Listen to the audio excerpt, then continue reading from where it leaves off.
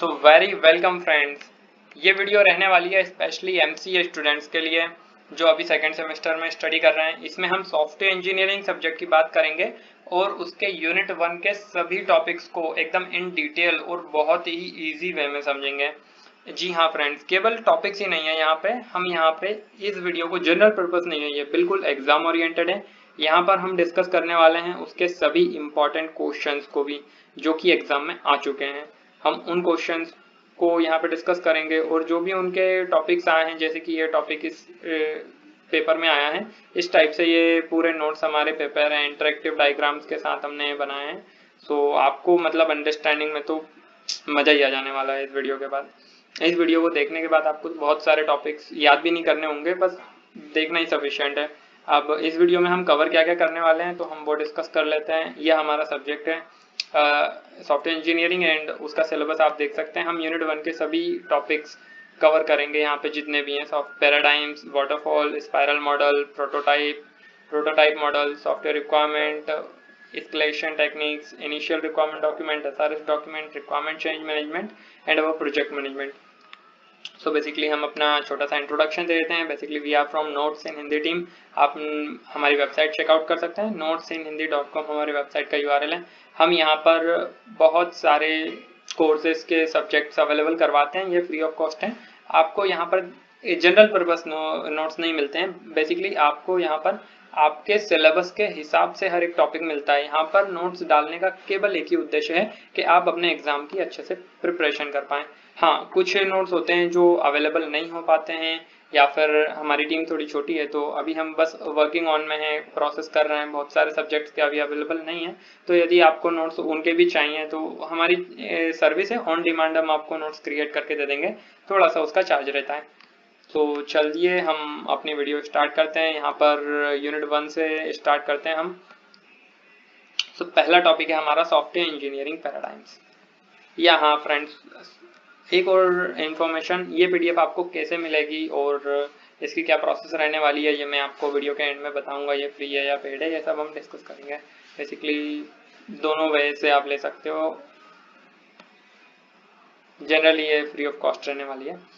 Software engineering paradigms, ये हमारा topic number 1 है।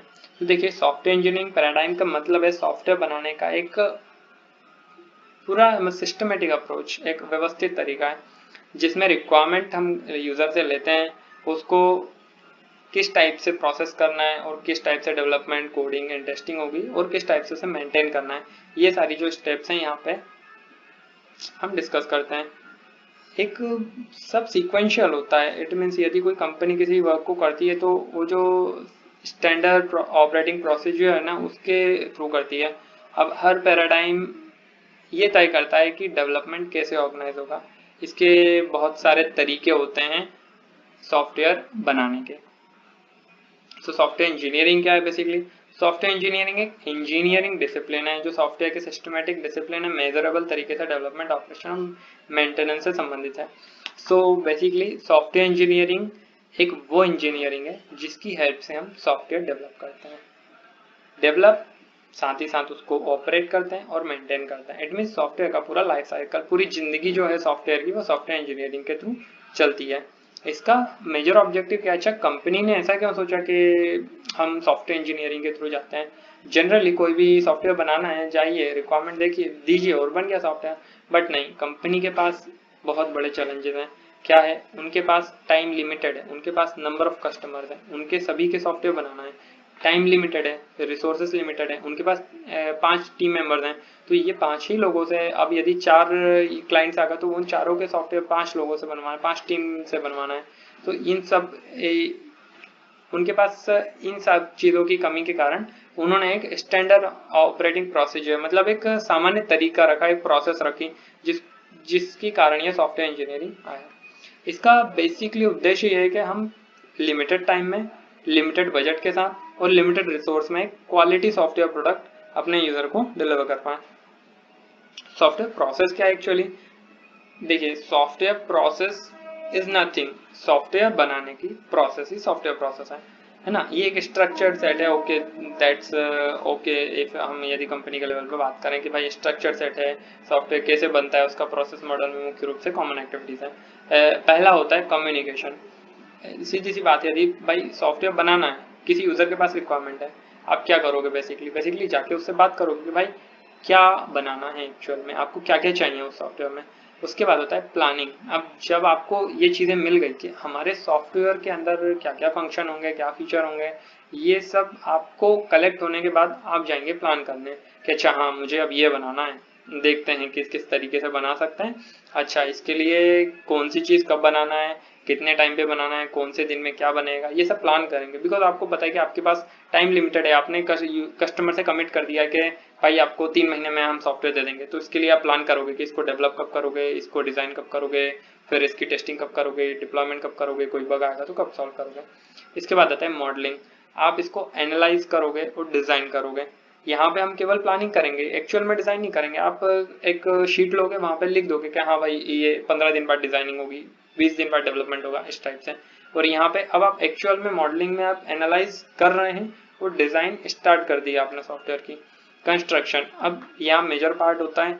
ये हर सॉफ्टवेयर डेवलपमेंट में मेजोरिटी उसका कोडिंग ही होता है। अब आप उसको एक्चुअल किसी लैंग्वेज, किसी फ्रेमवर्क के थ्रू इसे बना रहे हो। इसके बाद होता है डिप्लॉयमेंट। अच्छा, आपका कोड रेडी है, आपने टेस्ट कर लिया, कोई एरर नहीं है, कोई बग नहीं है, ओके चलो आप किसी सर्वर पे हम इसे डिप्लॉय कर देते हैं। आपने सर्वर पे डिप्लॉय किया, देन आफ्टर दैट आप कस्टमर को बताते हो आपका प्रोडक्ट रेडी है, आप टेस्ट कर लीजिए, देख लीजिए, वो आपको फीडबैक देता है। फिर तो हमारे लिए क्या निकला पूरी प्रोसेस, तो हम एक वर्ड में बोलें तो पहले कम्युनिकेशन होगा, कस्टमर से बात होगी, फिर उसके बाद बैठ के प्लानिंग होगी कि कब क्या बनाना है, फिर उसके बाद मॉडलिंग होगी, उसकी डिजाइनिंग वगैरह थोड़ी रेडी होगी, अंडरस्टैंडिंग होगी किस टाइप से बनेगा, उसकी रिक्वायरमेंट भी हम एनालाइज करते हैं इस फेज में। फिर उसके बाद कंस्ट्रक्शन होगा, उस सॉफ्टवेयर को एक्चुअल में जो बनाने के लिए कोडिंग होगी, कोडिंग पार्ट कंस्ट्रक्शन में आता है। उसके बाद डिप्लॉयमेंट होगी, फिर उसको जाके हम सर्वर पे डिप्लॉय कर देंगे, वो कस्टमर से फीडबैक ले लेंगे भाई ठीक बना ना, जैसा आपको चाहिए था। अब आते हैं हम प्रोसेस मॉडल्स पे। इसके क्या मेजर टाइप्स होते हैं। पहला होता है वाटरफॉल मॉडल। इससे पता है इससे ज्यादा होते हैं, बट हम अभी मेजोरिटी हम क्या कर रहे हैं, एमसीए के फेज में जो मोस्ट इंपॉर्टेंट है हम उन्हें कवर कर रहे हैं। तो इसके हम टाइप में क्या देखते हैं, हमारा वाटरफॉल मॉडल देखते हैं। ये बेसिकली बहुत पुराना है और हाँ वर्क करता है छोटे प्रोजेक्ट पे, बट सीक्वेंशियल होता है। दूसरा होता है प्रोटोटाइप मॉडल, तीसरा होता है स्पाइरल, चौथा होता है इंक्रीमेंटल, पांचवा होता है अजाइल। देखिए आपको है ना, बहुत से मॉडल्स को तो बिल्कुल उनके लॉजिक को तो उनके नाम से ही आप कैच कर सकते हो, इतने इजी हैं। जैसे वाटरफॉल मॉडल है। अब वाटरफॉल आपने देखा होगा, झरना कैसा होता है, सीक्वेंशियल होता है, लीनियर होता है। मतलब ऐसा नहीं है कि झरना ऊपर से नीचे भी आ रहा है तो कहीं झरना नीचे से ऊपर भी जा रहा है, ऐसा घूम के साइकिल जैसा नहीं होता। कैसा है, ऊपर से नीचे ही आ रहा है, मतलब एक सीक्वेंस है कि क्या करना है उस टाइप से। तो इसमें क्या होता है, रिक्वायरमेंट क्लियर होती हैं और फिक्स होती हैं, तभी इस मॉडल के थ्रू बनाते हैं, बिकॉज इसमें पीछे जाना पॉसिबल नहीं होता। दूसरा होता है प्रोटोटाइप मॉडल। आप नाम देखिए इसका क्या है, प्रोटोटाइप। प्रोटोटाइप क्या होता है, किसी एक सॉफ्टवेयर डिजाइन या पूरी एप्लीकेशन का एक छोटा सा वर्जन, एक बस वर्किंग वर्जन, कि हाँ भाई वो आपके लिए काम कर रहा है, आप टेस्ट करके देख लो, इस टाइप से। तो ये वर्किंग मॉडल होता है। इसका वर्किंग मॉडल पहले बनता है जब ज्यादा रिक्वायरमेंट क्लियर नहीं है, हमें थोड़ा थोड़ा पता है कि हाँ भाई हमें ये अचीव करना है, बस इतना पता है, रिक्वायरमेंट इतनी ज्यादा क्लियर नहीं हो, क्या टेक स्टैक वगैरह वगैरह लगाएं, ये सब पता नहीं होता, तो हम इसका एक छोटा मॉडल बनाते हैं जो वर्किंग होता है। तीसरा है स्पाइरल। आप नाम से क्लियर हो गया कि हाँ भाई स्पाइरल मतलब कुछ राउंडेड है, ये स्पाइरल की तरह है। तो इसमें क्या होता है, रिस्क ड्रिवन होता है, आइटरेटिव होता है। इसमें यदि बहुत बड़ा मॉडल है, आप मान के चलिए 5 लाख 10 लाख का प्रोजेक्ट है, अब उसे वाटरफॉल के थ्रू यदि बना देंगे और एंड में पता चला कि नहीं आ रही है, तो कुछ गलत बन गया, ऐसी तो रिक्वायरमेंट नहीं थी। तो इसके लिए स्पाइरल में बनाते हैं, उसके पार्ट्स करते हैं। तो पहले कुछ limited budget and limited resource लगाते हैं, 50,000 1 लाख का पहला एक्सपेंस करते हैं और फिर उसे डेवलप करते हैं। और यदि कस्टमर कहता है हाँ भाई सही डायरेक्शन में जा रहे हो, ऐसे ही चाहिए, तो फिर उसको आइटरेशन के थ्रू वो फिर इम्प्लीमेंट करते जाते हैं। इसमें रिस्क थोड़ा हम कम करने की कोशिश करते हैं, बिकॉज जो हमारा प्रोजेक्ट है वो बड़ा होता है। तो ये हमारे लार्ज प्रोजेक्ट्स के लिए वर्क करता है, इसमें ज़्यादा रिस्क होता है। फिर अगला मॉडल है हमारा इंक्रीमेंटल मॉडल। जैसे हमें पता चल रहा है कि इंक्रीमेंट होता जा रहा है, धीरे धीरे इंक्रीमेंट होता जा रहा है। स्पाइरल जो है वो हम थोड़ा डिफरेंशिएट कर सकते हैं इनके बीच में कि ये लार्ज प्रोजेक्ट्स के लिए और रिस्क ड्रिवन है, रिस्क कम करते हैं इसमें।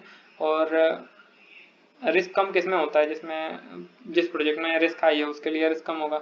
इंक्रीमेंटल मॉडल में हम इसका क्या करते हैं, छोटे छोटे इंक्रीमेंट्स में यूजर को डिलीवरी करते हैं। इट मीन्स हमने आज ये कंपोनेंट बनाया है, हमने ये मॉडल बनाया, फिर कस्टमर के जो प्रोजेक्ट अभी लाइव है उसमें हम ऐड कर देंगे। इस टाइप से मॉड्यूल्स अलग अलग डिलीवर करने हो तो ये बेटर है। इट मीन्स कस्टमर कहता है कि ठीक है मुझे आज वर्किंग मॉडल दे दो, मुझे कोई इशू नहीं है, मैं इसके साथ काम चला लेता हूँ, आप धीरे धीरे धीरे धीरे इसके अदर जो फर्दर पार्ट्स है वो बनाते जाइए।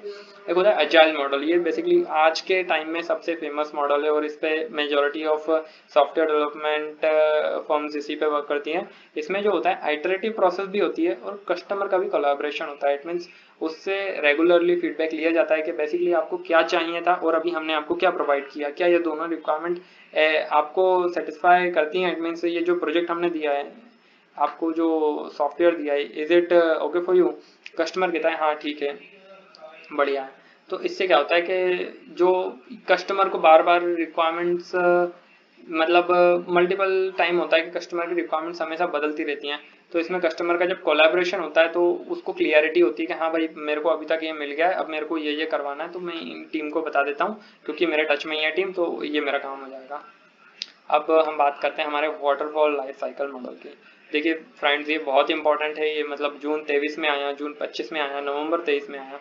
तो वाटरफॉल मॉडल एक सीक्वेंशियल मॉडल है जिसमें एक फेज पूरा होने के बाद अगला फेज स्टार्ट होता है। जैसे पानी का झरना है वो केवल नीचे ही गिरता है। एक मॉडल तब बेस्ट है जब रिक्वायरमेंट शुरू से ही क्लियर है, फिक्स है, छोटा प्रोजेक्ट है, आपको ज़्यादा लोड नहीं लेना कि हाँ भाई आपको ऐसे आप करते रहते हो, आपका एक्सपीरियंस बहुत अच्छा है, तो ये वाटरफॉल के थ्रू आप जा सकते हो। देखिए वाटरफॉल ये सबसे ओल्ड मॉडल है, पुराना है, classical software development life cycle हम इसे कह सकते हैं। इसे बनाया था 1970 में विंस्टन डब्ल्यू रॉयस ने इसे प्रपोज किया था। इसमें डेवलपमेंट प्रोसेस को अलग अलग फेज में बांटा जाता है और हर फेज का आउटपुट अगले फेज का इनपुट होता है। एक फेज के पूरा होने के बाद टीम अगले, ये मतलब कुछ एडिशनल नहीं कह रहा है, ये बस यही कह रहा है कि यदि पहला फेज हो गया तो इसका जो आउटपुट आया है वो अगले फेज में जाएगा, जो कि ऑब्वियस है। यदि एक फेज हो गया तो हम क्या करेंगे, हम दूसरा फेज स्टार्ट करेंगे। तो इसके फेजेस हम देख लेते हैं। रिक्वायरमेंट एनालिसिस पहले क्या होती है, यूजर से, देखिए वो जो स्टार्टिंग में फ्रेमवर्क सीखा था ना हमने कि यूजर से जाके बात की, फिर उसका हमने थोड़ा एनालाइज किया कि हाँ भाई ये रिक्वायरमेंट सही है गलत है, वो उसका फ्रेमवर्क बस हर मॉडल में हमें वही देखने को मिलेगा। कोई फेजेस नए नहीं आएंगे, ज्यादा एक दो ऐड हो गया तो हो गया। अब यहाँ क्या हुआ, रिक्वायरमेंट एनालिसिस, हमने यूजर से बात करी कि भाई आपके रिक्वायरमेंट बताइए। फिर हमने डिसाइड किया कि अच्छा आपने जो बताया है वो पॉसिबल है कि नहीं, कोड में बना पाएंगे कि नहीं ऐसा। फिर उसके बाद हम क्या करते हैं, एनालिसिस हो गया, हाँ भाई आपकी रिक्वायरमेंट ओके है, बना सकते हैं, तो हम उसका SRS डॉक्यूमेंट बना के फिर सिस्टम डिजाइनिंग पे आते हैं। हम उसको सिस्टम को डिजाइन करना चालू कर देते हैं रिक्वायरमेंट के अकॉर्डिंग। फिर हम क्या करते हैं, उसकी इम्प्लीमेंटेशन करते हैं। कोडिंग पार्ट होता है, डेवलपर बैठ के कोड कर रहा है बढ़िया तरीके से। डेवलपर के कोड करने के बाद टेस्टर आता है, वो कहता है अच्छा लाओ भाई कोड हो गया, अब दे दो मैं देखता हूँ कि बग्स वगैरह तो नहीं है। ऑब्वियस बग्स होती हैं, तो आफ्टर दैट टेस्टर फिर थोड़ा बहुत इम्प्रूव करने के लिए देता है। फिर उसके बाद क्या होता है, डिप्लॉय होता है। टेस्टिंग के बाद सब कुछ फिक्स हो गया बग्स वगैरह, अच्छा ठीक है चलो अब सर्वर पे डिप्लॉय करते हैं ताकि कस्टमर भी एक्सेस कर पाए, कस्टमर का जो एंड यूजर है जिसको एक्चुअल में वो चलवाना चाहता है वो एक्सेस कर पाए। फिर ये डेवलपमेंट कर देते हैं। आफ्टर डेवलपमेंट अब यहाँ कुछ नहीं बचता, टीम फ्री हो चुकी है, अब ज़्यादा लोड नहीं है, बट ये कि मेंटेनेंस करना पड़ेगा। देखिए सर्वर जो भी है, सर्वर एंड यूज़र को नहीं पता क्या होता है सर्वर, उसको नहीं करना टेक्निकल, इसलिए तो वो आपके पास आया है, तो आपको उसका सर्वर मेंटेन करना है एंड फर्दर जो भी टेक्निकल चीज़ें हैं वो मेंटेन करना है। उसको दो चार कुछ मन हो गया कि नहीं भाई अब न्यू ईयर आ गया, मुझे कुछ ये ऐड करवाना है वो ऐड करवाना है, तो उस टाइप से कुछ बहुत थोड़ा बहुत मेंटेनेंस चलता रहता है। अब हर फेस क्या है भाई, आप समझ ही गए हो कि भाई वाटरफॉल याद ही नहीं रखना, नाम ही बता रहा है, वो पेपर में क्वेश्चन आएगा वो खुद ही बताएगा कि भाई मैं कौन सा मॉडल हूँ, वाटरफॉल, बस नीचे ही गिर रहा हूँ। Requirement analysis and definition, you can understand this point very easy कि भाई रिक्वायरमेंट को एनालाइज करेंगे और उसको डिफाइन करेंगे। इस फेज में सिस्टम के सभी सर्विस जो गोल्स हैं, कस्टमर से बातचीत करते हैं, हम कम्युनिकेट करते हैं और अच्छी तरीके से डिफाइन करते हैं कि भाई आपको एक्चुअल में क्या चाहिए। इससे हमें क्या मिलता है, इससे हमें SRS मिलता है। अब इसके SRS मिलने के बाद हम क्या करते हैं, सिस्टम को डिजाइन करना स्टार्ट कर देते हैं। रिक्वायरमेंट्स को सिस्टम में ट्रांसलेट करते हैं, हार्डवेयर रिक्वायरमेंट्स तय करते हैं कि भाई हमें कितना हार्डवेयर की रिक्वायरमेंट है और सॉफ्टवेयर की ओवरऑल स्ट्रक्चर क्या रहने वाला है, एंड बहुत कुछ यहाँ पे डिसाइड होता है। फिर होती है implementation and unit testing. Implementation में हमारा कोडिंग पार्ट आ जाता है, डिज़ाइन को प्रोग्राम यूनिट्स या कोड में कन्वर्ट करते हैं, फिर हम हर यूनिट को इंडिविजुअली टेस्ट करते हैं कि वो एक्चुअल प्रॉपर वर्क कर रहा है या फिर कुछ बग्स वगैरह हैं कि वो अपनी स्पेसिफिकेशन पूरी करती है या नहीं। इंटीग्रेशन एंड सिस्टम टेस्टिंग, यहाँ पे अब हम सभी इंडिविजुअली यूनिट्स को आपस में जोड़ते हैं, इंटीग्रेट करके कंप्लीट सिस्टम बनाते हैं और टेस्टिंग की जाती है ताकि पूरा सिस्टम सही तरीके से काम करे। फिफ्थ होता है हमारा ऑपरेशन एंड मेंटेनेंस। ये हमारा लास्ट पॉइंट है, मेंटेनेंस। सिस्टम को एक्चुअल में जो उपयोग में लाया जाता है और इसके बाद जो एरर्स पहले नहीं आए, मतलब टेस्टिंग में हो सकता है कुछ एरर्स वगैरह छूट गई हो, तो यहाँ पर हम उन्हें ठीक करते हैं और जो भी यूजर की नई रिक्वायरमेंट है अकॉर्डिंग टू टाइम हम उन्हें इम्प्लीमेंट करते हैं। देखिए इसकी एडवांटेज अभी यहाँ मेजर 4 डिस्कस की गई हैं, बट अभी जितना हमने ऊपर पढ़ा है उसके बेस पे आप और लिख सकते हैं। तो ये सिंपल है, बेसिकली वाटरफॉल है, आपने देखा कितना सिंपल है। इस फेज का क्लियरली डिफाइंड आउटपुट हमें मिलता है हर फेज में। जैसे हमने यहाँ पे पहला फेज देखा रिक्वायरमेंट एनालिसिस, तो हमें यहाँ एसआरएस मिला। सिस्टम डिज़ाइन किया तो हमें एक डिज़ाइन स्ट्रक्चर मिला पूरा। इम्प्लीमेंटेशन और यूनिट टेस्टिंग करी तो इम्प्लीमेंटेशन पे हमें क्या मिला, पूरा सॉफ्टवेयर का कोड मिला। यूनिट टेस्टिंग में हमें क्या मिला, हमें पूरा करेक्टेड कोड मिला, जितनी बग्स थी वो सब हट गई। और इंटीग्रेशन एंड सिस्टम टेस्टिंग में हमें क्या मिला, इसमें हमें इंटीग्रेशन एंड सिस्टम हमने यहाँ सर्वर पे डिप्लॉय किया तो हमें लाइव प्रोडक्ट मिला ताकि वो यूज़र भी चला पाए, हम भी चला पाए। एंड ऑपरेशन मेंटेनेंस में जो भी हमारे पास टेस्टिंग के टाइम बग इनकाउंटर नहीं हुई थी, हमें वो बग्स मिली और हमने उसे ठीक किया। इस टाइप से हर फेज का क्लियरली डिफाइंड आउटपुट आता है। स्मॉल प्रोजेक्ट्स के लिए ये अच्छा है जहाँ रिक्वायरमेंट फिक्स है। मान के चलिए कुछ 10-20,000 का प्रोजेक्ट है एंड उसमें कुछ फिक्स रिक्वायरमेंट है कि मुझे बस ये 4-5 फंक्शन चाहिए, दैट्स इट। तो उसके लिए फिर इतना ज़्यादा नहीं किया जाता कि हम स्पाइरल मॉडल यूज़ करें या एजाइल यूज़ कर रहे हैं, उसके लिए वाटरफॉल बहुत अच्छा होता है। यहाँ पे डेडलाइन सेट करना आसान है इसलिए क्योंकि हम छोटे प्रोजेक्ट पे वर्क कर रहे हैं। यदि हमें पता है कि हाँ यार ये 10 काम करने हैं, ठीक है, ये 2-3 टीम मेंबर मिलकर कर लेंगे, इस टाइम पे करने हैं, तो ये थोड़ा इजी होता है डेडलाइन फिक्स करना भी। यहाँ पर डिसएडवांटेज क्या है कि एक बार फेज पूरा होने से पीछे जाना मुश्किल होता है। दैट्स ऑब्वियस कि हम कोड कर चुके हैं, हम फिर से डिज़ाइन पे जाएंगे तो ऑब्वियस है कि भाई डिज़ाइन फिर से होगा तो कोड भी फिर से होगा उस चीज़ का, तो यहाँ पे पीछे जाना बहुत मुश्किल है। वर्किंग सॉफ्टवेयर बहुत देर से मिलता है।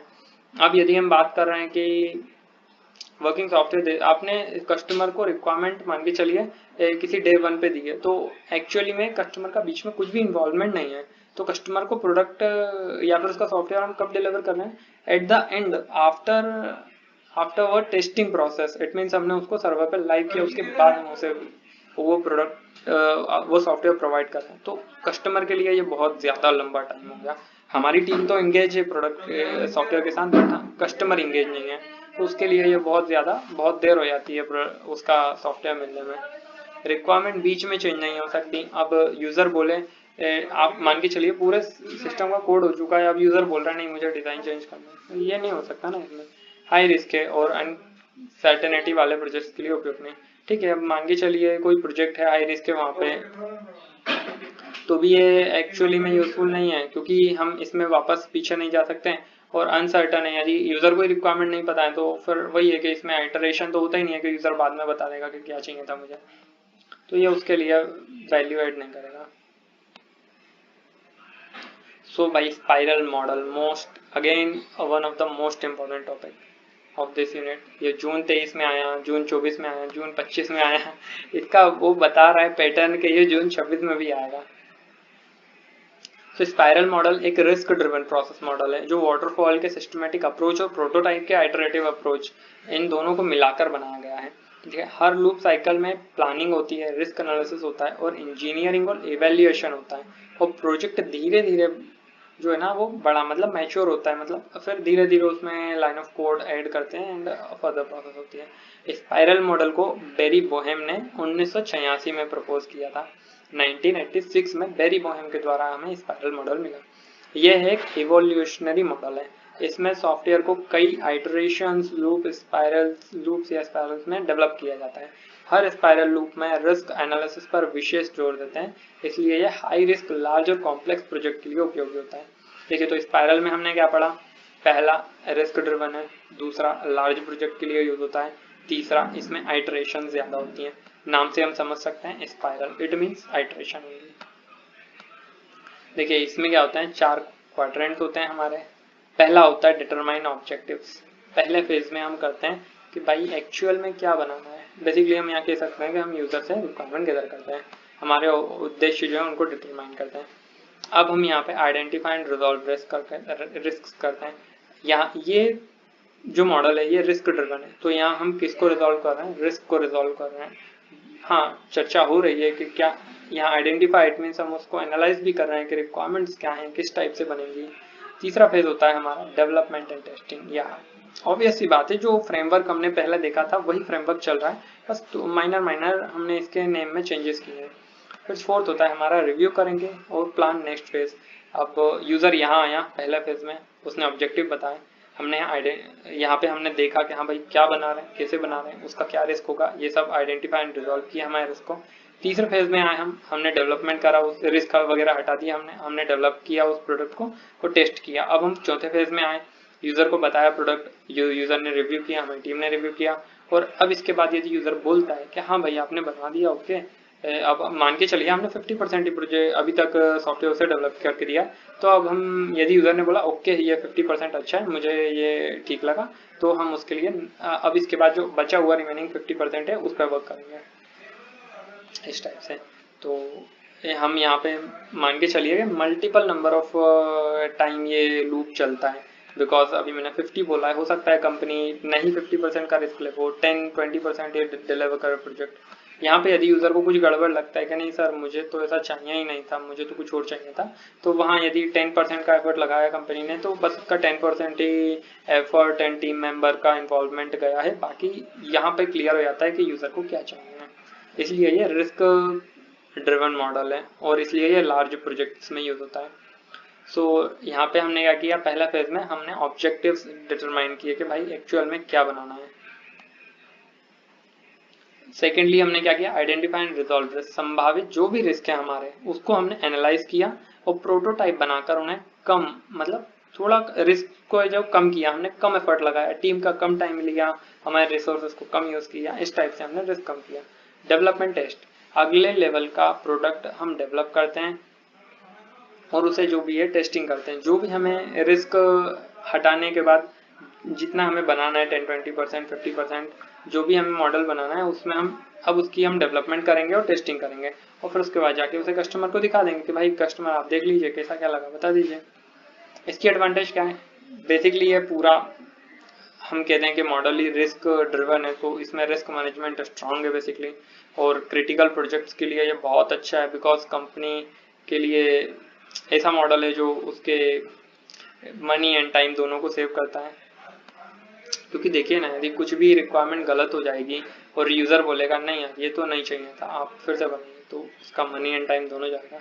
रिक्वायरमेंट्स के बीच में, रिक्वायरमेंट्स इसमें बीच में चेंज हो सकती हैं, जैसे कि अभी तो कंपनी ने 50% ही बनाया है, यूजर ने बोला कि हाँ हाँ ठीक है अच्छा बना दिया, अब मुझे ऐसा ऐसा भी चाहिए था, तो वहाँ पे अभी रिमेनिंग 50% बचा है, उस हिसाब से टीम मेंबर चेंज करेंगे। और यहाँ पे रिस्क एनालिसिस में यही रिस्क एनालिसिस होगा कि कौन सा पार्ट सॉफ्टवेयर का सबसे क्रिटिकल है और सबसे एक्सपेंसिव है और सबसे ज़्यादा चेंज हो सकता है वहाँ पे, और फिर उस हिसाब से आइटरेशन प्रोसेस चलती है, ताकि यहाँ पे यूज़र उस पार्ट को चेंज करने का ना बोले जो एक्चुअल में बन चुका है। तो तीसरा आता है हर लूप पर कस्टमर फीडबैक हमें मिल रहा है, कस्टमर के साथ एंगेजमेंट है, तो कस्टमर समझ पा रहा है अच्छा हाँ इतना काम हो गया, इतना काम हो गया, तो यूज़र को संतुष्टि है, चलो भाई मेरा कुछ काम तो हो रहा है और हाँ ठीक है अच्छा सॉफ्टवेयर बन रहा है, जैसा चाहिए था वैसा बन रहा है। अब प्रोटोटाइप की मदद से अर्ली एरर हम डिटेक्ट कर सकते हैं। मान के चलिए कोई बहुत बड़ा फॉल्ट हो रहा था, अब वो लेकिन प्रोटोटाइप मॉडल में चल रहे हैं, तो वो फॉल्ट क्या हुआ, छोटे रूप में ही हुआ, 10% हमारे सॉफ्टवेयर में ही हुआ, पूरे सॉफ्टवेयर में नहीं हुआ, और हमने यहाँ डिटेक्ट कर लिया, then after that next iteration में हम उसे रिजॉल्व कर लेंगे। डिसएडवांटेज क्या है, यहाँ पे कॉस्ट एंड टाइम दोनों ज़्यादा लग रहा है। क्यों, अब ये तो देखिए ना, वाटरफॉल मॉडल में क्या हो रहा था, एक ही बार हो रहा था कि हम यूज़र से रिक्वायरमेंट ले रहे थे, एक बार रिक्वायरमेंट लिया, देन आफ्टर दैट यूज़र फिर इन्वॉल्व ही नहीं होगा, इट मीन्स हमारी टीम का काम है। अब यदि हमारी टीम का अकेला काम है, बस एक प्रोसेस में टीम जो भी है अपना एफर्ट लगा के वो काम कर देगी, बट इसमें क्या है ना, यूज़र बार बार इन्वॉल्व हो रहा है, हो सकता है यूज़र कुछ एडिशनल रिक्वायरमेंट्स ऐड कर दें यहाँ पे, और फिर हमें प्रोजेक्ट में हमारे को चेंज करना पड़े। यहाँ पर रिस्क एनालिसिस के लिए थोड़ा एक्सपर्ट व्यक्ति चाहिए हैं, क्योंकि हो सकता है भाई रिस्क कम होने की जगह रिस्क बढ़ जाए रिस्क एनालिसिस यदि गलत हो तो। और स्मॉल या लो रिस्क प्रोजेक्ट के लिए थोड़ा सा कॉम्प्लेक्स हो गया ना, बिकॉज जो काम वाटरफॉल से हो सकता है उसको क्यों ही हम स्पाइरल से करेंगे। डॉक्यूमेंटेशन भाई मैनेज करना बहुत कठिन होता है, जैसा कि आप समझ सकते हैं छोटे प्रोजेक्ट्स इजीली हो जाते हैं, उसमें ज़्यादा डॉक्यूमेंटेशन का लफड़ा नहीं है। बट बड़े प्रोजेक्ट्स के लिए जो डॉक्यूमेंटेशन होती है वहाँ पे उसको मैनेज करना, मल्टीपल टीम मेंबर्स हैं, सबके साथ जो रिक्वायरमेंट यूज़र से लिए वो डॉक्यूमेंट में भी होना चाहिए और सारे टीम मेंबर के साथ भी शेयर होना चाहिए, तो डॉक्यूमेंटेशन मैनेज थोड़ा कठिन होता है। अब हमारा नेक्स्ट टॉपिक है प्रोटोटाइप मॉडल। आप देख सकते हैं जून 24 और नवंबर 23 में ये टॉपिक आया है। प्रोटोटाइप मॉडल में पहले एक वर्किंग प्रोटोटाइप बनाते हैं जिसे कस्टमर देखे और टेस्ट कर सकता है। ये तब उपयोग होता है जब कस्टमर को अपनी रिक्वायरमेंट्स पूरी तरह क्लियर नहीं है। अभी कस्टमर को नहीं पता है कि एग्जैक्टली मुझे यही टेक्निकल चीज़ इसमें चाहिए है या एग्जैक्टली यही फंक्शन चाहिए। उसको तो बस ये पता है कि हाँ मुझे करवाना क्या है, फिर भी उसमें भी थोड़ी सी क्लियरिटी नहीं है, तो हम प्रोटोटाइप मॉडल का यूज़ करते हैं। अच्छा सर कोई बात नहीं, आपको नहीं पता है, हम आपको है ना एक छोटा सा प्रोटोटाइप बना के देंगे, आप उस पर वर्क करके देखिए कि आपको एक्चुअल में यही चाहिए इस टाइप से। तो प्रोटोटाइप मॉडल ऐसा अप्रोच है जिसमें एक्चुअल सिस्टम बनने से पहले उसका एक छोटा सा वर्किंग मॉडल बना देते हैं, जो सारी तो नहीं कह सकते बट हाँ जो मेजर फंक्शनैलिटीज कवर करता होगा। कस्टमर इस प्रोटोटाइप को यूज़ करता है, फीडबैक देता है कि भाई कैसा लगा उसको, और उसके फीडबैक के बेस पे हम फिर रिक्वायरमेंट को रिफाइन करते हैं। यदि कुछ चेंज का बोला है तो ठीक है कर लेंगे, और यदि नहीं बोलता है नहीं भाई बहुत बढ़िया ऐसे ही चाहिए था, तो हम कंटिन्यू करते हैं। इसमें क्या होगा, रिक्वायरमेंट ली हमने यूज़र से, फिर हमने छोटी सी क्विक डिज़ाइन बनाई उसको कम से कम टाइम में, फिर उसके बाद उसका प्रोटोटाइप बना दिया, फिर हमने यूज़र के साथ शेयर किया। अब यहाँ पॉइंट आता है, यदि यूज़र बोलेगा नहीं यार मुझे ये नहीं चाहिए, मुझे ये भी चाहिए था, तो हम ऐड कर देंगे उसमें। आफ्टर दैट यहाँ से फिर उसकी कोई डिज़ाइन बना के प्रोटोटाइप बनाएंगे, और यदि यूज़र बोलेगा नहीं दैट्स सफिशिएंट फॉर मी, सो हम जाएंगे हमारे फाइनल प्रोडक्ट बनाने पे। तो प्रोटोटाइप मॉडल के टाइप्स कितने होते हैं। पहला होता है थ्रू रैपिड प्रोटोटाइपिंग होती है। प्रोटोटाइप सिर्फ रिक्वायरमेंट समझने के लिए बनता है, फिर उसके बाद उसे डिस्कार्ड कर देते हैं। इट मीन्स उस पर फिर आगे कोई वर्क नहीं होता। प्रोटोटाइप एक अलग ही चीज़ हो गई और हमारा एक्चुअल सॉफ्टवेयर एक अलग ही चीज़ हो गया। दूसरा होता है एवोल्यूशनरी प्रोटोटाइपिंग। इस प्रोटोटाइप को धीरे धीरे इंप्रूव करते हैं और इसी को ही फाइनल प्रोडक्ट में चेंज कर देते हैं। इससे क्या होता है ना, जो हमने पिछला प्रोटोटाइप बनाया था वो हमारा वेस्ट नहीं होता है, उतना कोड भी वेस्ट नहीं होता, उसकी डिज़ाइन भी वेस्ट नहीं होती है। तीसरा होता है इंक्रीमेंटल प्रोटोटाइपिंग। पूरे सिस्टम को छोटे छोटे प्रोटोटाइप में तोड़कर अलग अलग बनाते हैं और फिर बाद में उसको ऐड कर देते हैं। चौथा है हमारा एक्सट्रीम प्रोटोटाइपिंग। ये बेसिकली वेब एप्लीकेशंस के लिए होता है, जैसे कि आपने एक वेब एप्लीकेशन का पहले यूआई बना लिया HTML से, देन आफ्टर दैट आपने उसकी सारी फंक्शनैलिटीज़ के भाई इस फॉर्म पे ये बटन क्लिक करोगे तो क्या होगा और किस टाइप से इसकी फंक्शनैलिटीज़ वर्क करेंगी वो, और फिर आफ्टर दैट उसमें इंटीग्रेशन करते हो। इंटीग्रेशन बेसिकली वो पार्ट होते हैं जिसमें हम हमारी जो वेब एप्लीकेशन है उसको अदर सॉफ्टवेयर से इंटीग्रेट करते हैं, अदर एप्लीकेशन से इंटीग्रेट करते हैं। ये क्यों रिक्वायरमेंट होती है बेसिकली, जैसे यदि आपको ई-कॉमर्स सिस्टम बनाना है और आपको पेमेंट गेटवे चाहिए, पेमेंट का ऑप्शन चाहिए कि ऑनलाइन पेमेंट कलेक्ट कर सके, तो इसके लिए आपको बिल्कुल इंटीग्रेट करना ही पड़ जाएगा रेजर पे या किसी थर्ड पार्टी सॉफ्टवेयर से जिसके थ्रू आप ये सर्विस ले सकें। देखिए तो इसमें मेजर सीखने का क्या था, आपको एग्जाम में ये क्वेश्चन ही बताएगा कि मैं कौन हूँ, मैं प्रोटोटाइप हूँ। मतलब एक छोटा सा प्रोटोटाइप बनाओगे मेरे मॉडल में, आप छोटा प्रोटोटाइप बना के यूजर को दोगे, पूछोगे भाई अच्छा लगा नहीं लगा, अच्छा लगा आगे बढ़ोगे, नहीं लगा आप फिर चेंज करोगे यूजर के हिसाब से। तो ये क्वेश्चन खुद ही बताता है कि भाई आंसर क्या है एक्चुअली। इसके टाइप्स में भी कुछ इतना मेजर नहीं है, आप जस्ट लॉजिक भी लगाओगे कि अच्छा प्रोटोटाइप बनाया तो क्या क्या तरीके हो सकते हैं। पहला हो सकता है मैं प्रोटोटाइप यूज ही ना करूं, तो ये आपका थ्रो अवे प्रोटोटाइपिंग हो गया। दूसरा तरीका हो सकता है अच्छा मैंने जो प्रोटोटाइप बनाया एक काम करता हूँ मैं इसी को आगे बढ़ा देता हूँ, तो वो इवोल्यूशनरी हो गया। इंक्रीमेंटल में आप समझ सकते हैं कि भाई प्रोटोटाइप बनाया, अब इसके बाद सारे पार्ट एक साथ नहीं बनाऊंगा कि भाई मैं सब चीज़ एक साथ कंटिन्यू करने लग जाऊँ, नहीं मैं छोटे छोटे भागों में तोड़ दूंगा और फिर धीरे धीरे हर एक पार्ट पे काम करता रहूंगा। चौथा होता है भाई एक्सट्रीम प्रोटोटाइपिंग। ये बेसिकली वेब एप्लीकेशंस के लिए होगा जो हम समझ चुके हैं। एडवांटेजेस क्या है इसकी, देखिए कस्टमर शुरुआत से ही सिस्टम को देख लेगा, मतलब ऐसा किसी मॉडल में नहीं हुआ कि भाई आप कस्टमर ने अपने सिस्टम को चला के खुद ही फील करके देख लिया कि भाई कैसा लग रहा है, कि ऐसा केवल कब होगा, प्रोटोटाइपिंग मॉडल में। जो गलत रिक्वायरमेंट्स है ना वो जल्दी समझ में आ जाएंगे। ये गलत रिक्वायरमेंट्स बेसिकली यूजर को नहीं पता है कि टेक्निकली किस टाइप से ये डेवलप होगा, डिजाइन होगा, तो और डेवलपर को नहीं पता है बेसिकली कि इसकी फील्ड क्या है, हेल्थ केयर है, बैंकिंग है, ये बैंकिंग में मुझे डेवलपर की एक्सपर्टीज नहीं है, तो वो किस टाइप से एक्यूरेट उसे वो सारी रिक्वायरमेंट फुलफिल करके देगा।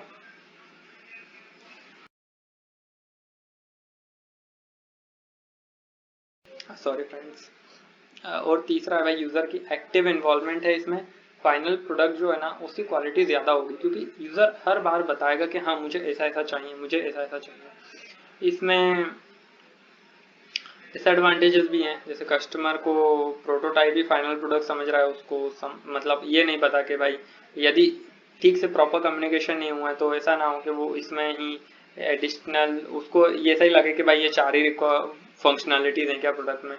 बार बार चेंजेस को प्रोजेक्ट स्कोप बढ़ सकता है। अब देखिए हमने कस्टमर को छूट दे दी है कि भाई हर बार आप आओ, देखो प्रोडक्ट कैसा, आपका सॉफ्टवेयर कैसा लगा। कस्टमर बोलेगा अच्छा अच्छा अभी इतना बना है, हम मुझे ये भी चाहिए थी, अच्छा मुझे ये फंक्शन भी चाहिए, अब मुझे ये फंक्शन भी चाहिए। एक दिन यदि आप बैठ के पूछोगे तो हो सकता है पूरे याद ना आए, लेकिन धीरे धीरे उसे याद आते रहेंगे कि हाँ मुझे ये भी ऐड करवाना है। उससे बेसिकली ऑब्वियसली यदि वो फंक्शनैलिटी ऐड करवाने की कह रहा है तो कॉस्ट भी बढ़ेगा, टाइम भी बढ़ेगा। ये भी बहुत बेसिक था। इट मीन्स ये तीनों मॉडल्स के नाम ही खुद बता रहे हैं कि भाई हम क्या कर रहे हैं और हमें कैसे लिखना है आपको। हाँ भाई अपना नेक्स्ट टॉपिक है सॉफ्टवेयर रिक्वायरमेंट। हाँ बेसिकली ये अभी किसी भी एग्जाम में नहीं आया है, बट ये फंडामेंटल है बेसिकली हमारे अगले टॉपिक्स का जो कि रहने वाले हैं SRS and SDD oblique SRS and after that analysis part के। सॉफ्टवेयर रिक्वायरमेंट वो डिस्क्रिप्शन होता है जो बताता है कि सिस्टम को एक्चुअल करना क्या है और किन एक्चुअल कंडीशंस में ये करेगा।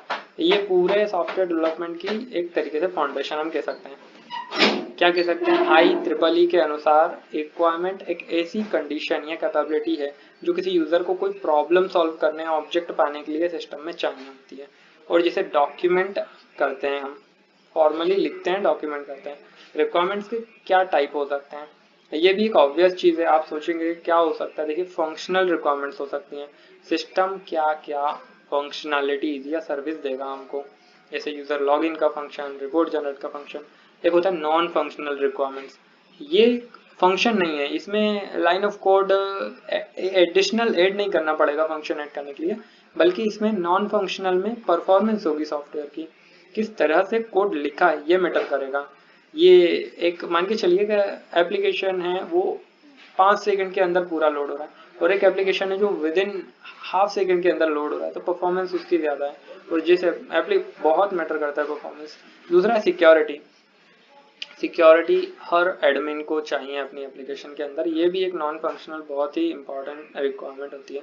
तीसरा होता है यूजेबिलिटी। यूजेबिलिटी इट मीन्स आप कितनी इजीली उस एप्लीकेशन को यूज कर पा रहे हो। चौथा होता है रीडेबिलिटी, रिलायबिलिटी। रिलायबिलिटी में विश्वसनीयता होती है कि जो हमने एप्लीकेशन के फंक्शन डिफाइन किए हैं वो 100% एक्यूरेटली वर्क करेंगे या फिर नहीं करेंगे।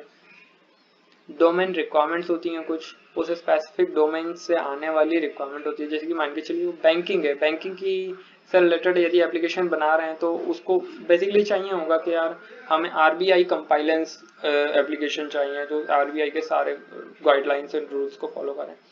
अब कुछ होती हैं यूजर के रिक्वायरमेंट्स, जो भी यूजर हमें सामने से रिक्वायरमेंट बताता है ना, हम उसे तो एंड यूजर की जो भी high level statement it means होता है हमारी नेचुरल लैंग्वेज में हम उसे लिख लेते हैं। पांचवी होती है भाई सिस्टम की रिक्वायरमेंट्स। अब इन सबको छोड़ के एक और रिक्वायरमेंट है जो सिस्टम के अकॉर्डिंग है। इट मीन्स इसमें टेक्निकल डिस्क्रिप्शन होता है जो डेवलपर को ही समझना है और उसको ही समझ आती है। इसमें स्ट्रक्चर टेक्निकल डॉक्यूमेंट प्रोवाइड किया जाता है डेवलपर को, ताकि वो समझ सके कि भाई इस सिस्टम को कितने हाई लेवल पे ले जाके बनाना है। अब रिक्वायरमेंट इंजीनियरिंग की क्या प्रोसेस है, चलिए हम इस पे डिस्कस करते हैं। तो देखिए रिक्वायरमेंट इंजीनियरिंग वह प्रोसेस है जिसमें रिक्वायरमेंट को डिस्कवर किया जाता है, एनालाइज किया जाता है, डॉक्यूमेंट किया जाता है और वैलिडेट किया जाता है। तो इसके मेजर स्टेप्स ये रहने वाले हैं। फिजिबिलिटी स्टडी, क्या प्रोजेक्ट टेक्निकली और फाइनेंशियली पॉसिबल है। इट मीन्स यूज़र कहता है कि मेरा बजट 5000 रुपीज़ है और मुझे यहाँ पे एक प्रोजेक्ट, एक सॉफ्टवेयर बना दीजिए जिसमें मैं 3D यूज़र को पूरी साइट विजिट करवा दूँ, वर्चुअल साइट विजिट करवा दूँ। Financially it's not possible. Requirement escalation and analysis होता है सेकंड। थर्ड होता है रिक्वायरमेंट स्पेसिफिकेशन। फोर्थ होता है रिक्वायरमेंट वैलिडेशन एंड फिफ्थ होता है रिक्वायरमेंट मैनेजमेंट। देखिए रिक्वायरमेंट एस्केलेशन एंड एनालिसिस में हम क्या करते हैं, रिक्वायरमेंट को हम कलेक्ट करते हैं यूजर से कि अच्छा आपकी ये रिक्वायरमेंट्स है, ओके हम अभी कलेक्ट कर रहे हैं।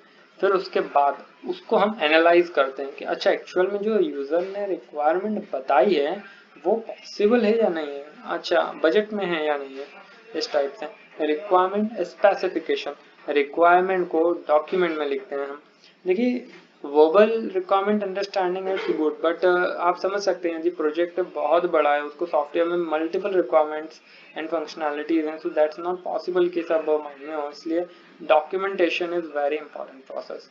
रिक्वायरमेंट स्पेसिफिकेशन, रिक्वायरमेंट वैलिडेशन, ये चेक करता है कि भाई रिक्वायरमेंट सही तो है ना और कंप्लीट तो है ना, और साथ ही साथ कॉन्सिस्टेंट होनी चाहिए कि इसके सॉफ्टवेयर के रिलेवेंट ही हो। Okay and after that requirement management. Obviously बात है कि हमने इतने सारे मॉडल देखे हैं और बहुत से मॉडल में यूजर बीच में आके फीडबैक देता है और रिक्वायरमेंट एडिशनल ऐड करने को बोलता है, तो यहाँ पे रिक्वायरमेंट चेंज होती हैं। अब उसको हैंडल कैसे करना है हमारे टीम मेंबर्स को, ये चीज को रिक्वायरमेंट मैनेजमेंट के अंदर लेते हैं। देखिए अब आता है requirement escalation techniques, that's very important, you can understand this. जून 2023, जून 24, जून 25 है, मतलब ये डायरेक्टली ये हिंट कर रहा है कि भाई जून 26 में भी मैं आने वाला हूँ। सो चलिए समझते हैं रिक्वायरमेंट एस्केलेशन क्या चीज़ है। रिक्वायरमेंट एस्केलेशन वो प्रोसेस है जिसमें डेवलपर स्टेक होल्डर्स मतलब कस्टमर या यूजर से बातचीत करता है, वो पता लगाता है कि भाई सिस्टम में एक्चुअल में आपको क्या चाहिए। ये रिक्वायरमेंट इंजीनियरिंग का सबसे पहला होता है, पहला प्रोसेस है और सबसे हार्ड प्रोसेस है। एस्केलेशन भाई क्यों कठिन है, प्रॉब्लम ऑफ स्कोप, यूजर कभी कभी टेक्निकल या फिर अननेसेसरी डिटेल्स बता देता है। हो सकता है भाई आप यूजर से डिटेल लेने गए हों और वो अननेसेसरी डिटेल्स भी आपको बताने लगे, इट्स पॉसिबल, मतलब उसको एक्सपीरियंस नहीं है कि किस टाइप से किसी भी सॉफ्टवेयर को यदि बनवाना हो तो उसकी रिक्वायरमेंट कैसे दी जाती है। सेकंड होता है प्रॉब्लम ऑफ अंडरस्टैंडिंग। अच्छा क्या अंडरस्टैंडिंग, यूजर को अपनी डोमेन का तो पता है कि भाई मैं हेल्थ केयर डिपार्टमेंट से हूँ, मुझे यहाँ का सब पता है, पर उसे ये समझ नहीं है कि सॉफ्टवेयर में क्या होता है कैसे होता है, तो उस लैंग्वेज में वो उसे नहीं बता पाएगा। और साथ ही डेवलपर को ये पता है कि हाँ सॉफ्टवेयर में कैसे करना है क्या करना है, उसको सब अंडरस्टैंडिंग है, बट उसे ये अंडरस्टैंडिंग नहीं है कि ये हेल्थ केयर डिपार्टमेंट का तो इसमें कैसा क्या क्या चीज़ चाहिए होंगी या किस किस टाइप से वर्क होता है, या जो मेरे को टर्मिनोलॉजी बोल रहा है इसका मतलब क्या होता है, इसको कैसे इम्प्लीमेंट करेंगे, इस टाइप से। तीसरा होता है प्रॉब्लम ऑफ वोलेटिलिटी। रिक्वायरमेंट के समय के साथ भाई चेंज होती रहती हैं, जैसा कि हमने देखा मल्टीपल हमारे पास मॉडल्स हैं और वहाँ पर यूज़र को हम चांस दे रहे हैं कि आइए सर आप फीडबैक दीजिए, तो रिक्वायरमेंट्स जब टाइम के साथ बदलेगी तो उसे कैसे हैंडल करेंगे। आप देख सकते हैं रिक्वायरमेंट एलिसिटेशन में हम इंटरव्यूज के थ्रू कलेक्ट कर सकते हैं, ब्रेनस्टॉर्मिंग कर सकते हैं, टास्क एनालिसिस कर सकते हैं, प्रोटोटाइपिंग कर सकते हैं, क्वेश्चन रिव्यूज कर सकते हैं। सो इंटरव्यूज में क्या होता है basically, interviews developer directly stakeholder से बात करता है। ये दो टाइप के होते हैं बेसिकली, स्ट्रक्चर्ड होता है कि भाई पहले से ही सब फिक्स है इस टाइप से, और दूसरा होता है अनस्ट्रक्चर्ड, मतलब भाई ओपन डिस्कशन होता है कि भाई चालू हो जाओ, आप यूजर जी बताइए आपको तो क्या क्या चाहिए, हम सब नोट करेंगे फिर बाद में देखेंगे कि क्या क्या काम का है नहीं है। ऐसे ही कुछ ब्रेनस्टॉर्मिंग में भी होता है, इसमें बस ये होता है कि भाई ग्रुप सेशन होता है, इसमें सारे स्टेक होल्डर्स आ गए कि हाँ भाई हमें क्या चाहिए, और आप तो बस बताते जाओ कि क्या क्या चाहिए। मल्टीपल स्टेक होल्डर्स ज़्यादा से ज़्यादा आइडिया जनरेट करेंगे, बाद में हम देख लेंगे फिर क्या बनेगा क्या नहीं बनेगा। तीसरा होता है क्वेश्चनरी सर्वे के थ्रू। इसमें क्या होते हैं, बहुत सारे यूज़र होते हैं, एक साथ वो अपने आंसर्स रिप्लाई करते हैं। अब कैसे करेंगे, एज एन एग्जाम्पल मान के चलिए 25 यूज़र हैं, 25 को एप्लीकेशन बनवानी है, हमने एक बेसिक गूगल फॉर्म बना दिया, ये हमारे सर्वे हो गया कि भाई हमने उस गूगल फॉर्म में यदि हमें 50 क्वेश्चन भी लिखना है तो सिंगल टाइम में लिखा और 25 लोगों को दे दिया। हमारा टाइम एंड एफर्ट दोनों कम लगा। इस टाइप से कुछ क्वेश्चनरीज एंड सर्वे चलते हैं, क्योंकि हमें तो क्वेश्चन ही पूछना है, जो कि गूगल फॉर्म से भी हो सकता है। फोर्थ है हमारा फैसिलिटेटेड एप्लीकेशन स्पेसिफिकेशन टेक्निक्स। अब इसमें क्या होता है, कस्टमर और डेवलपर मिलते हैं एक मीटिंग में, रिक्वायरमेंट पे एकदम डिस्कस करते हैं अच्छे से, और फिर बैठ के आराम से डॉक्यूमेंट तैयार करते हैं। अच्छी सी फैसिलिटी दे रहे हैं एप्लीकेशन की स्पेसिफिकेशन को बताने के लिए, तो इसलिए इसका नाम है फैसिलिटेटेड एप्लीकेशन स्पेसिफिकेशन टेक्निक। पांचवा होता है क्वालिटी फंक्शन डिप्लॉयमेंट। कस्टमर की जो बहुत ज़्यादा ज़रूरत है उसको 3 कैटेगरी में इसमें बांट देते हैं कि भाई एक है नॉर्मल, दूसरा है एक्सपेक्टेड और तीसरा है एग्जिस्टिंग रिक्वायरमेंट, ताकि कस्टमर सेटिस्फेक्शन ज़्यादा हो। इट मीन्स ये कैटेगरी में बांटने से हमें ये पता चलता है कि अच्छा इसकी नॉर्मल रिक्वायरमेंट तो ये है, ठीक है भाई, ये यदि हाँ ये तो नॉर्मल है, इसको तो ठीक है हम बना देंगे। एक्सपेक्टेड इट मीन्स ये एक्सपेक्ट कर रहा है, बट ऐसा नहीं है कि इसे चाहिए ही चाहिए, इसकी एक्सपेक्टेशन है, ओके हम we will try to fulfil that. And existing it means ये रिक्वायरमेंट ऐसी हो सकती है कि नहीं इसे ये चाहिए ही चाहिए, तो हम इस पे इसको क्रिटिकल रखेंगे और इस पे ज़्यादा फोकस करेंगे कि नहीं हम इसे ऐड, मतलब ये मैंडेटरी रखेंगे इसको ऐड करना। सिक्स्थ होता है तो यूज केस अप्रोच। सिस्टम के साथ यूजर कैसे इंटरेक्ट करेगा उसे सिनेरियोज या फिर यूज केस के रूप में हम डॉक्यूमेंट करते हैं। फिर सेवंथ होता है प्रोटोटाइपिंग। रिक्वायरमेंट स्पष्ट नहीं है भाई, यूजर को नहीं पता कैसा क्या चाहिए, थोड़ा बहुत उसने बता दिया कि यार ये दिक्कत है, बस इसे सॉल्व करना है, ये कैसे होगी, तो उसके लिए क्विक प्रोटोटाइप बना देते हैं ताकि वो समझ सके कि हाँ भाई इससे एक्चुअल में आपकी दिक्कत सॉल्व हो रही है नहीं हो रही है, और यूजर फिर हमें फीडबैक देता है कि हाँ यार जो तुमने बनाया है ना वो मेरी दिक्कत सॉल्व कर रहा है, ठीक है ऐसे ही बना दो। एट्थ होता है ऑब्जर्वेशन या फिर टास्क एनालिसिस। यूजर को उसके एक्चुअल वर्क इन्वायरमेंट में ऑब्जर्व करते हैं, उसकी असली ज़रूरतें समझते हैं। इट मीन्स यहाँ पे वो ठीक से अपनी प्रॉब्लम भी डिटेल में डिस्कस नहीं कर रहा है, इसलिए हम बोलते हैं कि ठीक है आप तो एक्ट करो एज एन यूज़र, और हम फिर समझते हैं कि आपकी क्या क्या प्रॉब्लम है, उसको नोट डाउन करते हैं, फिर हम निकालते हैं कि क्या क्या हम आपको फंक्शन चाहिए, हम उस हिसाब से बात करेंगे।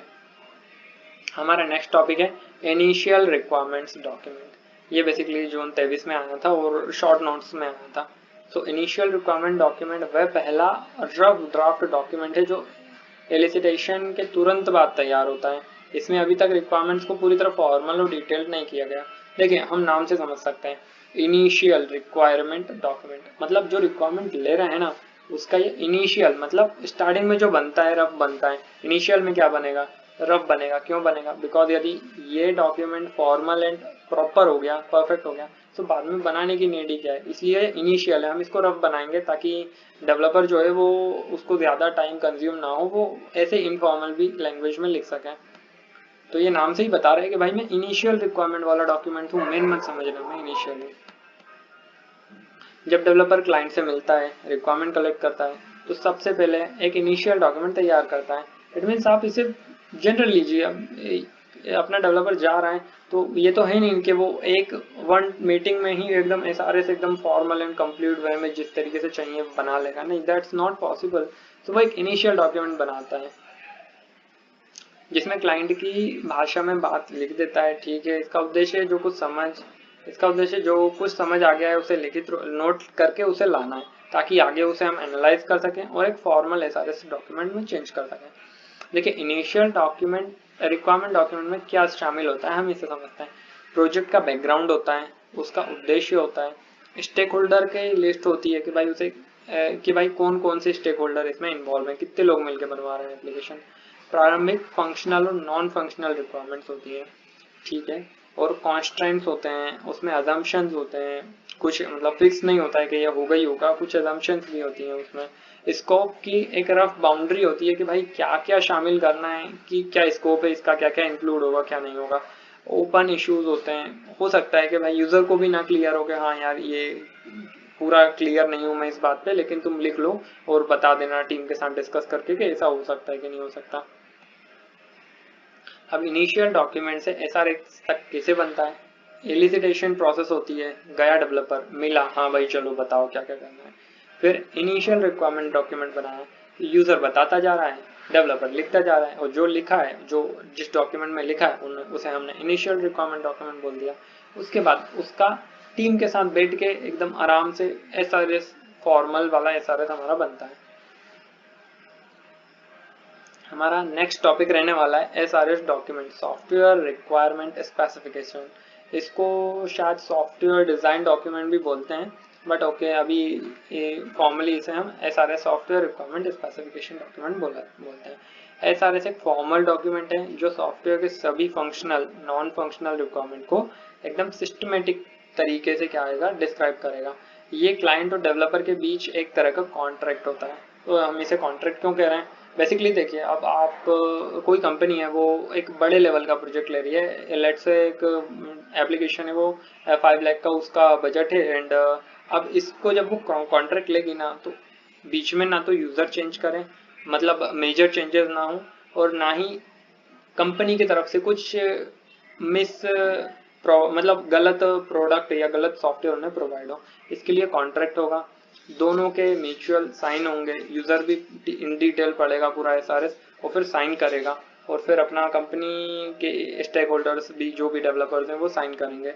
अब यहाँ पे यदि दोनों की टीम में से किसी भी एक की टीम में की तरफ से भी कुछ भी गलत होता है तो फिर ये मामला जाता है सीधे लीगल तरीके से कोर्ट में जाता है कि भाई ये हमारा SRS था बट इसके अकॉर्डिंग इन्होंने नहीं क्रिएट करके दिया, इसलिए ये कॉन्ट्रैक्ट होता है।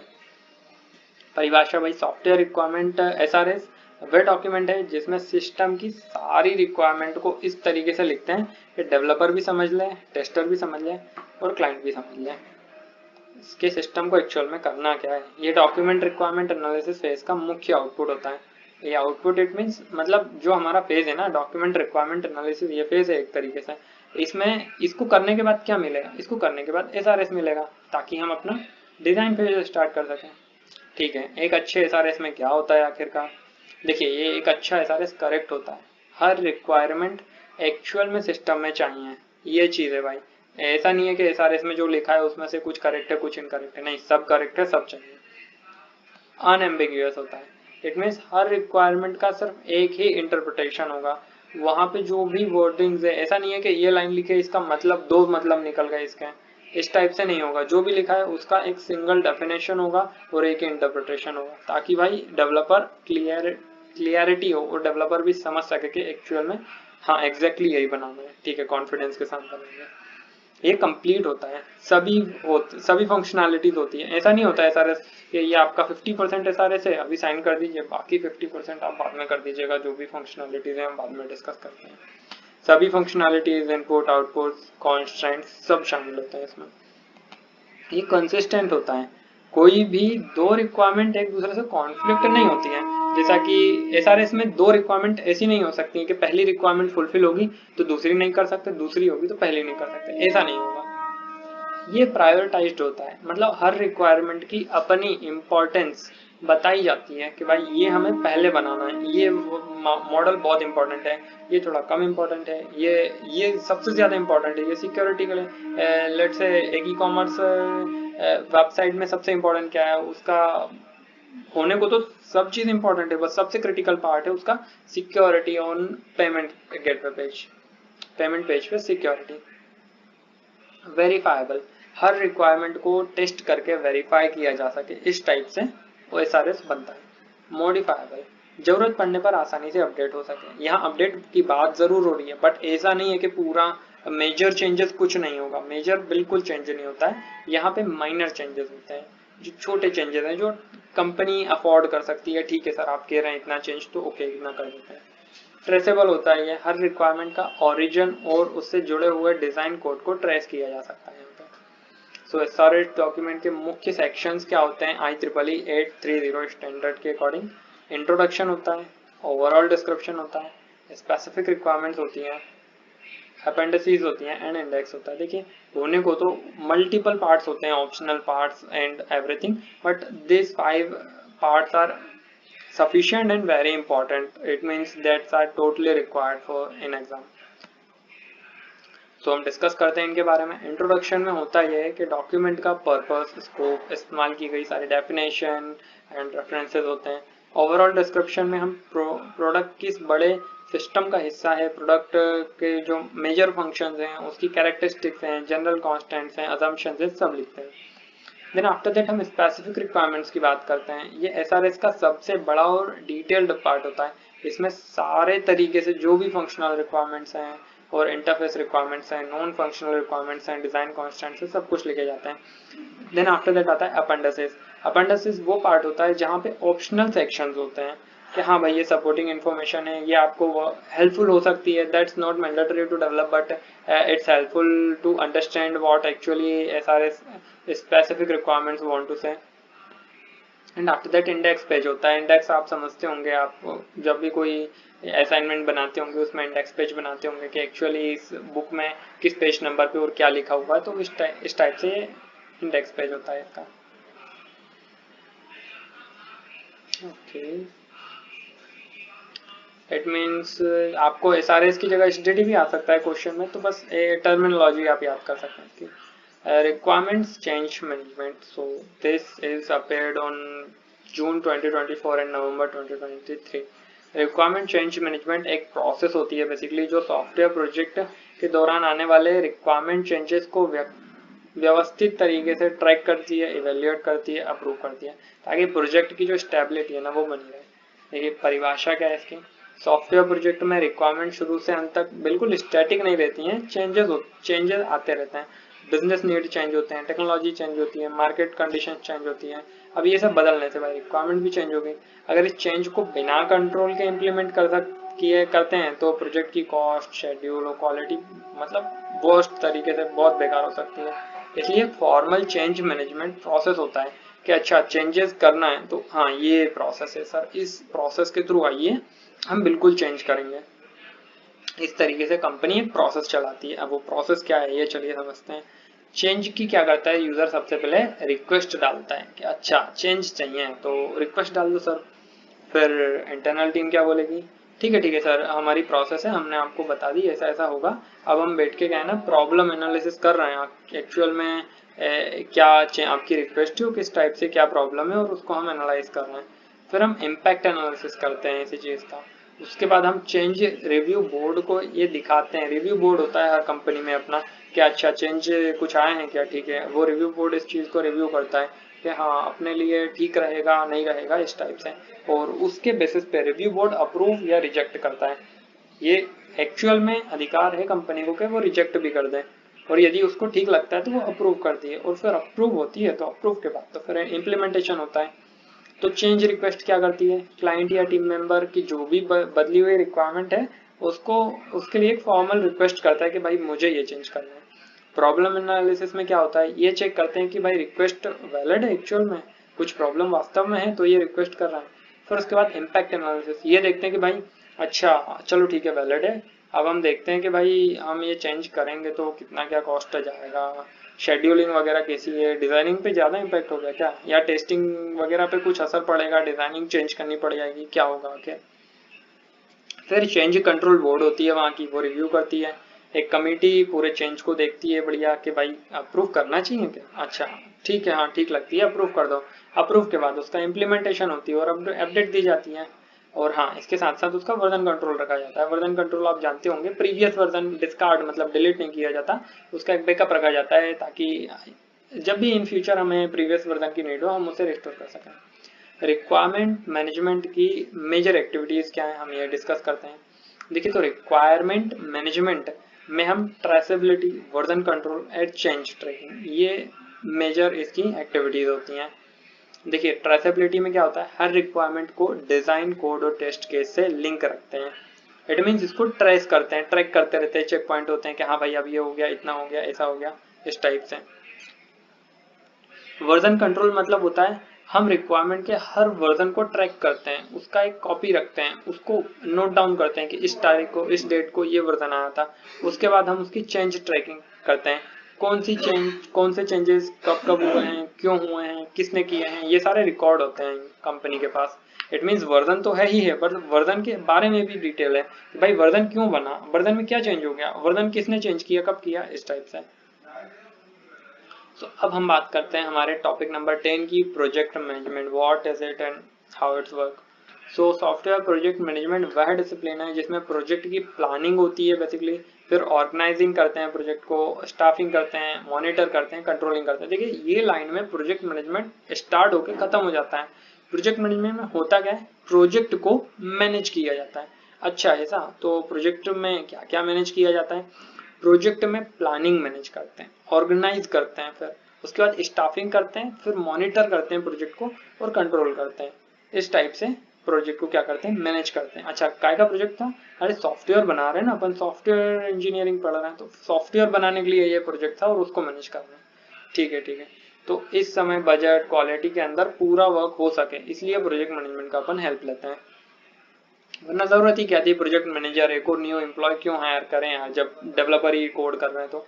नहीं, बट इस व्यक्ति के आने से क्या होगा ना, सारा काम टाइम पे होगा, क्योंकि एक व्यक्ति इसीलिए बैठा है कि काम टाइम पे हो।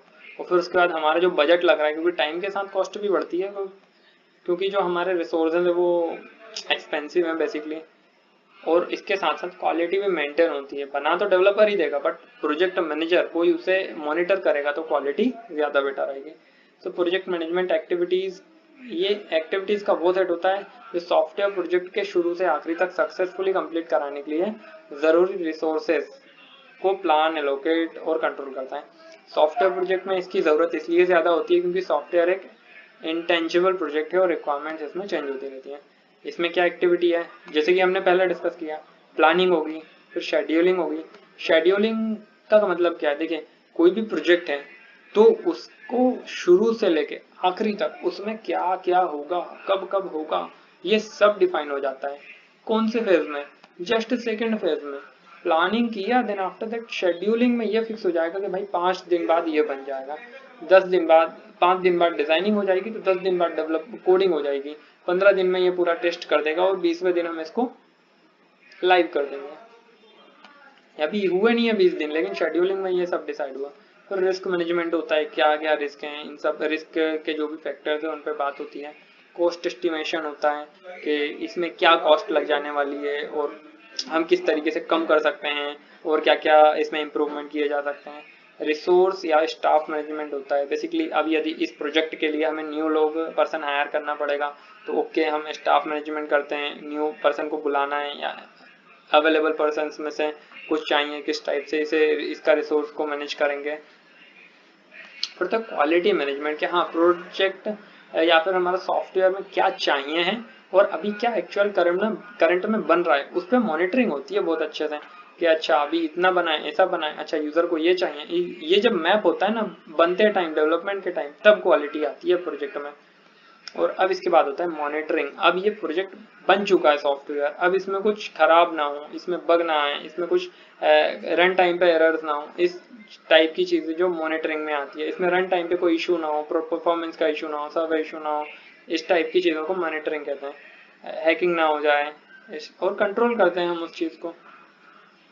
तो ये की एट्रीब्यूट्स हैं। इट मीन्स आपका ये सिंगल लाइन और may be with this diagram आपको प्रोजेक्ट मैनेजमेंट 100% क्लियर हो गया होगा। यहाँ पे आप मैंने ऊपर थोड़ा एक्सप्लेन किया है, यहाँ पे रिटर्न फॉर्म में वही चीज। प्रोजेक्ट मैनेजमेंट क्यों जरूरी है? That's very common question, that हमारे जो सॉफ्टवेयर है ना प्रोडक्ट इनटेंजिबल होते हैं, वो प्रोग्रेस को मेजर करना उसका बहुत कठिन है भाई। यदि सॉफ्टवेयर बन रहा है, डेवलपर अपना काम कर रहा है, टेस्टर अपना काम कर रहा है और डिजाइनर अपना काम कर रहे हैं, तो हम मल्टीपल लोगों को एक साथ कम्युनिकेट करवा के फिर that's no very difficult to for company के वो हर प्रोजेक्ट, यदि 25 प्रोजेक्ट चल रहे हैं तो सब पे नजर रखें। उसको वो प्रोजेक्ट मैनेजर रखेगी और उस मैनेजर पे नजर रखेगी कि ठीक है आप प्रोजेक्ट कंप्लीट करवाइए, और वो मैनेजर 25 लोगों से बात करेगा, डिजाइनर, टेस्टर, डेवलपर, सबकी टीम से बात करेगा और मैनेज करेगा।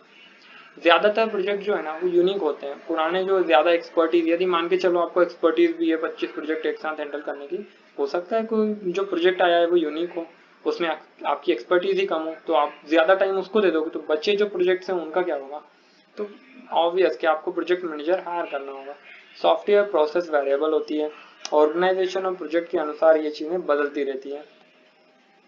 इट मीन्स जो हमने इतनी अच्छे से बात करी है ना कि ये होगा, ये होगा, फिर सॉफ्टवेयर बनेगा, नहीं भाई, कभी कभी चेंज भी होता है। ये वेरिएबल चीज है, सॉफ्टवेयर की पूरी जो प्रोसेस है वेरिएबल है, चेंज होगा। ये तो हम स्टैंडर्ड पढ़ रहे हैं ताकि ज्यादा इशू ना हो, जो छोटे मोटे चेंजेस हो वो हम कर सकें। ऑर्गेनाइजेशन और प्रोजेक्ट के अनुसार ये सब चीजें बदलती रहेंगी। सो दैट्स हमारी मतलब पूरी एक यूनिट कंप्लीट हो चुकी है। और आप यहाँ पे प्रीवियस ईयर के क्वेश्चन देख सकते हैं। देखिए फ्रेंड्स, ये जो पूरी हमने यूनिट समझी है ना, बेसिकली इसमें से अब एक भी ऐसा टॉपिक नहीं है जो छूट चुका है, जो हमारे एग्जाम में आ सकता है। एग्जाम के लिए हमने अपनी पूरी यूनिट 1 कंप्लीट कर चुके हैं। सो हम यहाँ पे इम्पोर्टेंट क्वेश्चन आंसर देखते हैं। हाँ, सॉरी फॉर दैट, इसमें उस लेवल के आंसर नहीं है कि आप ये आंसर लिख के 14 नंबर ला सकते हो। ये केवल एक हिंट टाइप में है, ताकि ऐसा ना हो कि आप उस क्वेश्चन को क्वेश्चन पढ़ने के बाद आंसर समझ ही ना पाए क्या होगा। तो जस्ट एक हिंट दी हुई है कि हाँ भाई, आपका ये आंसर हो सकता है इस टाइप से। बाकी फिर आप इसको 8 या 14 नंबर के हिसाब से फिर आप इसे कर ही सकते हैं, बढ़ा ही सकते हैं। Obviously you are MCA student. So ये हमारी जून 23 में क्वेश्चन आए थे। ये कुछ 1 2 3 4 क्वेश्चन है, ये जून 24 में आए थे। बेसिकली मैं इसे अब इसलिए नहीं बता रहा हूँ because every topic covered previously, हमने पहले ही सारे टॉपिक जो है वो कवर कर चुके हैं। ये हमारे कुछ क्वेश्चन हैं। अब जून 25 में हम देख सकते हैं यहाँ पे ये 3 मेजर टॉपिक्स हैं। नवंबर 23 में हमारे ये टॉपिक्स, इतने ही टॉपिक्स हैं और इतने ही क्वेश्चन हैं जो यूनिट 1 से उठे हैं। यदि आपको यूनिट 2 की वीडियो भी चाहिए हो, उसके पीडीएफ भी चाहिए हो, तो प्लीज़ इस वीडियो को लाइक कीजिएगा। इस पे अच्छी इंगेजमेंट हमें आती है तो बिल्कुल हम आपके लिए नए वीडियोस भी बनाएंगे। और अभी तक जो रुके हुए हैं, मैं मानता हूँ कि वो बहुत क्वालिटी स्टूडेंट्स हैं। सो ये मेरी कुछ स्टार्टिंग वीडियोस हैं यूट्यूब पे। मुझे ज़्यादा एक्सपीरियंस नहीं है यूट्यूब वीडियोस के साथ, तो मेरे से जो भी गलती हुई हो प्लीज़ आप बताइएगा क्या क्या फॉल्ट्स हैं, ताकि मैं उसे सुधार सकूं और अपनी नेक्स्ट वीडियो को थोड़ा और इम्प्रूव वे में डालूं, ताकि आपको और अच्छे से समझा सकूं और आपकी हेल्प कर सकूं। आप कमेंट कर सकते हैं। Thank you for watching this video. And ये पीडीएफ आपको कैसे मिलेगा ये भी बचा है अभी तो। सो ये पीडीएफ लेने के लिए आपको नीचे डिस्क्रिप्शन में नंबर दिया हुआ है, आप वहाँ पे रीच आउट कीजिए। इस वीडियो आपको ये चैनल को सब्सक्राइब करना है, वीडियो को लाइक करना है एंड साथ ही साथ 2 कमेंट डालनी है इस वीडियो पे और उसका स्क्रीनशॉट मुझे शेयर करना है। सो मैं ये केवल ये पीडीएफ नहीं, आपको 5 यूनिट की जो अभी हमारी टीम क्रिएट करने वाली है वो हम आपको प्रोवाइड कर देंगे। ये वर्क करने के बाद ये पीडीएफ आपको इस टाइप से फ्री में अवेलेबल हो जाएगी। Thank you for watching this video.